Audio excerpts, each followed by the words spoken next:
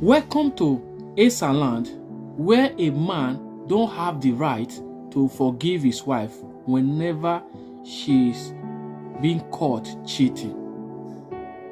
You know, in Esan land, according to Esan culture and tradition, a man, as a man, you don't have the right, solo right, autonomy to forgive your wife whenever you find your wife cheating.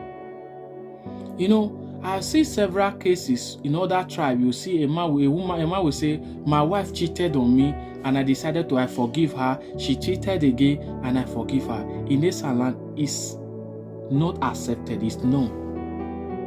No man, as long as you belong to Esan tribe, you have no right to forgive your wife on behalf of your kinsmen. Your elders will be the one to tell you, okay, after completing the rite or traditional rite, and when to forgive your wife, when to eat from your wife's plate or pot. As an Esan man, we are bounded and guided with our tradition. Some people will say in this 21st century, Esan people are 100% tradition. They are also, they can, despite indulging in other, various tradition. That's why you see Esan Christian.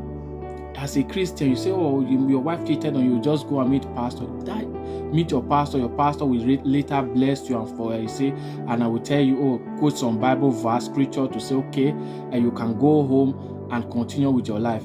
In Esan land, it's unaccepted. Your kinsmen, after performing ritual, they will be the one to tell you what to do and what not to do. You don't have the right to forgive your wife. By yourselves, maybe you are living abroad, you think that nothing will happen, your wife cheated on you, you decided to keep your wife, you are playing with death. Those who tried it, they did not live to tell the story without confessing. As an Esan woman who married to Esan man, there are things you don't need to do. A lot of things you have to ask questions. Another man don't need to touch you. I'll see a lot of married women the way other men will be, trying to harass them. You see, I will not call it harassment because they give consent. You see them laughing. As an Esan woman who married to an Esan man, you have no right to indulge in such acts. Else, you will be grounded. Except you are playing with your life. If you as a woman, you cheated on you are married to a Esan man, you don't even have the right to cheat. And if that thing happen, you have to run for your life. Else you pay. As long as that dowry is still on your head, the dowry is still on your head. Else you pay with your life, or you confess. By the time you confess, the man will choose whether to forgive you or not. You understand? And if the man chooses to forgive you, there are some things that will need to be carried out. He cannot just forgive you by himself. He doesn't have the autonomy to forgive you alone. He will take you to the family where they will have to, digress after more deliberation and other things. Then you will be free. After you be set free,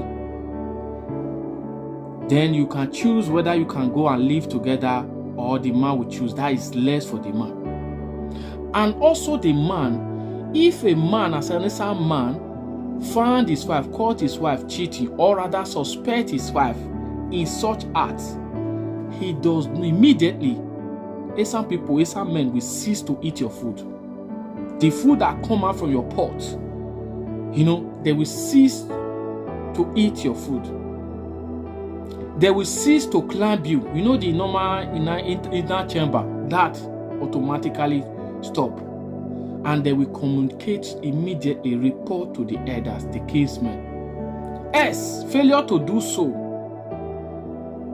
those who try it end up being, afflicted with serious sickness, and at the end of the day, they will later confess. If they decide not to confess, try to keep it as a secret, they pay with their life. That is Esan culture. That's why you see a lot of women, a lot of people will say, Esan are very strong, they are very strong. No, in our culture, women as a married woman, you are not expected to cheat on your spouse. You are not expected to cheat. You don't have the right to cheat.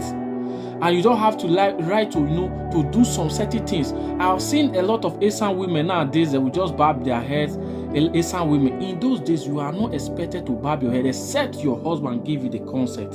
Only a woman that a widow are expected to barb their head, to shave their head. If you are not a widow, why will you shave your head? Except your husband give you the permission to do so. By doing so, she will first of all be the first person to use scissors or anything clipper, in modern day word, to cut some part of your head. Then you can go and shave your head. That is Esan culture. You don't, as a man, I see a lot of one video where a lady was trying to quote this same law, Esan culture. A lady say, I'm a Christian, I don't, even if I cheat, nothing like this will happen. See, well, even if you are a Christian or you are an Islamic person in this land, we don't even have much Islam. We only have a Christian. You are not above the culture. You are not above the culture and tradition, irrespective of the religion you believe. You understand? As long as you are an Esan, you must abide by the culture and custom, culture and tradition. And failure to do so, you face the consequence. That is Esan tradition. And lastly, if any other man apart from your husband give you money, you have to show it to your husband. You don't just have to keep it. Doing so, you will face the consequence. That is it.